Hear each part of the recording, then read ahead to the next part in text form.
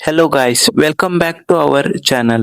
Global star Ram Charan ರಂಗಸ್ಥಳಂ ಖ್ಯಾತಿಯ director ಬುಚ್ಚಿ Babu ಸನ ಜೊತೆಗೆ ಮ್ಯೂಸಿಕ್ ಮಾಂತ್ರಿಕ AR ರೆಹಮಾನ್ ಈ ಡೆಡ್ಲಿ ಕಾಂಬಿನೇಷನ್ ಪೆದ್ದಿ ಸಿನಿಮಾ ಕೊನೆಗೂ ಥಿಯೇಟರ್ಗೆ ಅಪ್ಪಳಿಸಿದೆ. RR ನಂತರ ಚರಣ್ ಅವರ ಈ ಹಳ್ಳಿಗಾಡಿನ ಅವತಾರ ನೋಡೋಕೆ ಇಡೀ ಇಂಡಿಯಾನೇ ಕಾಯ್ತಾ ಇತ್ತು. 300 ಕೋಟಿ ಬಜೆಟ್ ಜೊತೆಗೆ ನಮ್ಮ ಹೆಮ್ಮೆಯ ಕರುನಾಡ ಚಕ್ರವರ್ತಿ ಡಾಕ್ಟರ್ ಶಿವರಾಜ್ ಕುಮಾರ್ ಸರ್ ಕೂಡ ಈ ಸಿನಿಮಾದಲ್ಲಿದ್ದಾರೆ ಅಂದಾಗ ಈ ಹೈಪ್ ನೆಕ್ಸ್ಟ್ ಲೆವೆಲ್ ಹೋಗಿತ್ತು. ಹಾಗಾದ್ರೆ ಈ ಕ್ರೀಡಾ ಲೋಕದ ಮಾಸ್ ಎಮೋಷನಲ್ ಜರ್ನಿ ನಮ್ಮನ್ನು ಎಷ್ಟು ಗೆದ್ದಿದೆ? ಈ ಸಿನಿಮಾ ನೋಡಬೇಕಾ ಬೇಡವಾ? ಕಂಪ್ಲೀಟ್ ಆಗಿ ಪಕ್ಕಾ ಡೀಟೇಲ್ ಆಗಿ ಇವತ್ತಿನ ವಿಡಿಯೋದಲ್ಲಿ ರಿವ್ಯೂ ಮಾಡೋಣ. ವಿಡಿಯೋನ ಕೊನೆಯಲ್ಲಿ ಒಂದು ಶಾಕಿಂಗ್ ಟ್ವಿಸ್ಟ್ ಬಗ್ಗೆ ಹೇಳ್ತೀನಿ. ಮಿಸ್ ಮಾಡದೆ ಪೂರ್ತಿಯಾಗಿ ವಿಡಿಯೋ ನೋಡಿ, ಹಾಗೂ ನನ್ನ ಚಾನಲ್ ಅನ್ನು ಯಾರಾದ್ರೂ ಹೊಸಬ್ರಾಗಿದ್ರೆ ಸಬ್ಸ್ಕ್ರೈಬ್ ಮಾಡಿ. ಮೊದಲನೇದಾಗಿ ಕತೆಗೆ ಬರೋಣ.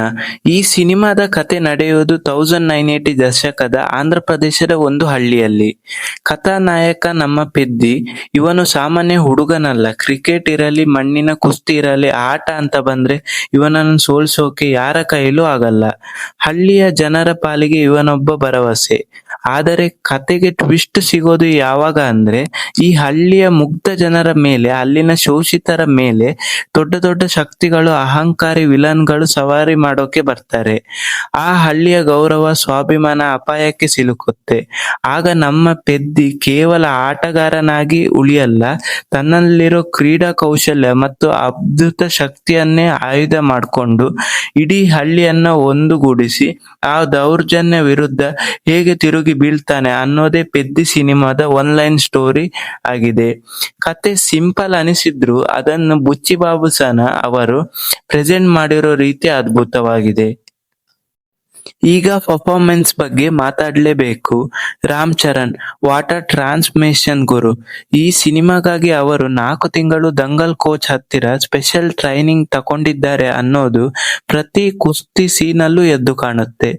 ಈ ವಿಜಯನಗರಂ ಶೈಲಿಯ ಡೈಲಾಗ್ ಡೆಲಿವರಿ, ಕಣ್ಣಲ್ಲೇ ಕೋಪ ತೋರಿಸೋದು, ಎಮೋಷನಲ್ ಸೀನ್ಗಳಲ್ಲಿ ಅಳಿಸೋದು, ಚರಣ್ ಕರಿಯರ್ನಲ್ಲಿ ಇದು ಮತ್ತೊಂದು ಮೈಲಿಗಲ್ಲು ಅಂತಾನೆ ಹೇಳ್ಬೋದು. ಇನ್ನು ಸ್ಕ್ರೀನ್ ಮೇಲೆ ಶಿವಣ್ಣ ಬಂದ್ರೆ ಸಾಕು, ಥಿಯೇಟರ್ ನಲ್ಲಿ ಕನ್ನಡಿಗರು ಮಾತ್ರ ಅಲ್ಲ, ತೆಲುಗು ಪ್ರೇಕ್ಷಕರು ಕೂಡ ಎದ್ದು ನಿಂತು ಸಿಳ್ಳೆ ಹೊಡಿತಾರೆ. ಅವರ ಪಾತ್ರ ಸಿನಿಮಾಗೆ ಒಂದು ದೊಡ್ಡ ತೂಕ ತಂದಿದೆ ಅಂತಾನೆ ಹೇಳ್ಬೋದು. ಇನ್ನು ಜಗಪತಿ ಬಾಬು ಅವರ ವಿಲನ್ ರೋಲ್ ಎಂದಿನಂತೆ ಕ್ರೂರವಾಗಿದೆ. ಬಾಸ್, ಈ ಸಿನಿಮಾದ ನಿಜವಾದ ಬೆನ್ನೆಲುಬು ಯಾರಂದ್ರೆ ಅದು ಇಬ್ಬರು ಮ್ಯೂಸಿಕ್ ಡೈರೆಕ್ಟರ್, AR ರೆಹಮಾನ್, ಇನ್ನೊಬ್ಬರು ಕ್ಯಾಮರಾಮನ್ R ರತ್ನಮೇಲು.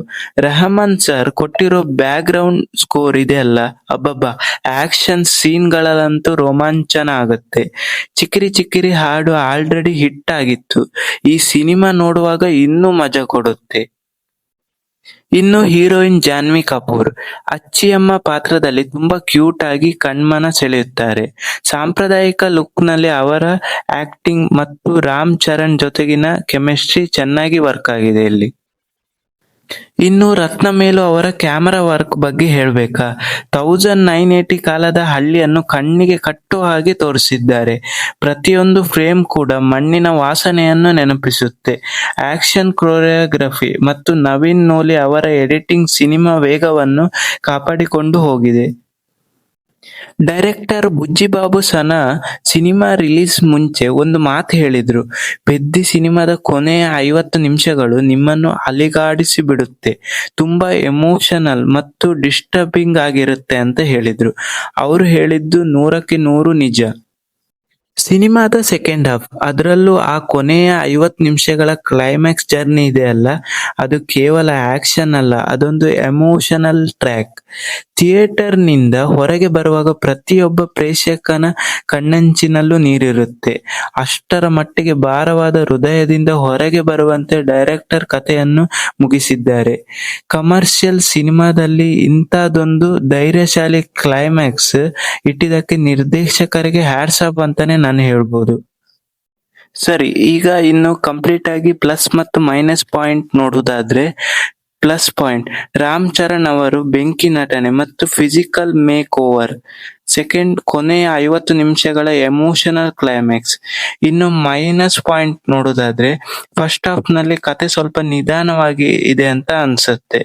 ಮತ್ತೆ ಇನ್ನೊಂದು, ಕೆಲವು ಕಡೆ ಹಳೆಯ ಕಮರ್ಷಿಯಲ್ ಸಿನಿಮಾಗಳ ಫಾರ್ಮೆಟ್ ನೆನಪಾಗಬಹುದು ಅಂತ ಈ ಸಿನಿಮಾದಲ್ಲಿ ಅನ್ಸುತ್ತೆ. ಪೆದ್ದಿ ಕೇವಲ ಮಾಸ್ ಮಸಾಲಾ ಕ್ರೀಡಾ ಸಿನಿಮಾ ಅಲ್ಲ ಇದು. ಇದೊಂದು ಅದ್ಭುತವಾದ ಎಮೋಷನಲ್ ಡ್ರಾಮಾ. ರಾಮ್ ಚರಣ್ ಫ್ಯಾನ್ಸ್ಗಂತೂ ಇದು ಒಂದು ಬಿಗ್ ಟ್ವಿಸ್ಟ್. ನೀವು ಒಳ್ಳೆಯ ಆಕ್ಷನ್, ಅದ್ಭುತ ಮ್ಯೂಸಿಕ್ ಮತ್ತು ಹೃದಯ ಮುಟ್ಟುವ ಕತೆ ಇಷ್ಟಪಡೋದಾದ್ರೆ ಖಂಡಿತವಾಗಿಯೂ ಈ ಸಿನಿಮಾ ನಿಮ್ಮ ಫ್ಯಾಮಿಲಿ ಜೊತೆ ಥಿಯೇಟರ್ನಲ್ಲಿ ನೋಡಿ ಆನಂದಿಸಿ. ನಿಮಗೆ ಈ ರಿವ್ಯೂ ಇದೆಯಲ್ಲ, ಹೇಗನ್ಸ್ತು? ನಂಗಂತೂ ಚೆನ್ನಾಗಿದೆ ಅಂತ ಅನ್ಸ್ತು. ನೀವು ಈ ಸಿನಿಮಾ ನೋಡಿದ್ರೆ ನಿಮ್ಮ ಅಭಿಪ್ರಾಯನ ಕಮೆಂಟ್ ಸೆಕ್ಷನ್ ನಲ್ಲಿ ತಿಳಿಸಿ. ವಿಡಿಯೋ ಇಷ್ಟ ಆಗಿದ್ರೆ ಲೈಕ್ ಮಾಡಿ, ಶೇರ್ ಮಾಡಿ ಮತ್ತು ಒಂದು ಚಾನಲ್ಗೆ ಸಬ್ಸ್ಕ್ರೈಬ್ ಮಾಡೋದಂತೂ ಮರಿಲೇಬೇಡಿ.